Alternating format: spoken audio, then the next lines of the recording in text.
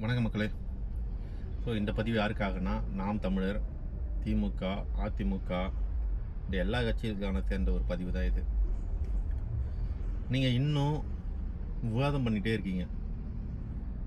விஜய் ஜெயித்ததற்கு யார் காரணம்? விஜயா, நாம் தமிழரா, தேமுதிகவா, திமுகவா, அதிமுகவான்ட்டு நான் சொல்ல, விஜய் ஜெயித்ததற்கு முழு காரணம் எதிர்கட்சிகள் மட்டுமே. அதாவது விஜய்க்கு எதிராக செயல்பட்ட அனைத்து கட்சிகளும் தான் விஜய் ஜெயிக்கிறதுக்கு ரொம்ப பெரிய உறுதுணையாக இருந்தீங்க. அதனால் இந்த எல்லா எதிர்கட்சிக்கும் என்னுடைய தரம் தாழ்ந்த நன்றி. ஏன் அப்படின்றீங்களா? விஜய் கட்சி ஆரம்பித்தார், அவரை பார்க்க கூட்டம் போச்சு. நீங்கள் என்ன பண்ணிடணும் அந்த இடத்துல இருந்து அப்படின்னா, மக்கள் புதிதாக தோன்றியுள்ள கட்சியை பார்க்கறதுக்கும், மிக உயர இடத்துல இருக்க ஒரு நடிகர் அந்த கட்சி ஆரம்பிச்சா இருக்காரு. அதனால அவரோட கொள்கைகளை கேட்கறதுக்கும் போயிருக்காங்க. ஆனால் ஓட்டுன்னு வரும்போது அவருடைய கொள்கைகளை கேட்டு சிந்திச்சு, அவருடைய கொள்கைகள் சிறந்ததா, என்னுடைய கொள்கைகள் சிறந்ததா அப்படின்னு சிந்திச்சு தான் ஓட்டு போடுவாங்க. மக்கள் அறிவார்ந்த மக்கள் அப்படின்னு சொல்லியிருந்தீங்கன்னா, நீங்கள் ஜெயிக்கிறதுக்கு ஒரே ஒரு % வாய்ப்பு இருந்திருக்கும். ஓகேங்களா? நீங்கள் என்ன பண்ணீங்கன்னா, மக்கள்லாம் தற்கூரி, அவரை பார்க்க போகிறவன்லாம் தற்கூரி, பைத்தியம், அறதில் அறிவு இல்லாதவன் இப்படிலாம் சொன்னீங்க பார்த்தீங்களா? ஓ, நான் பைத்தியமா? ஓ, நான் தற்கூரியா?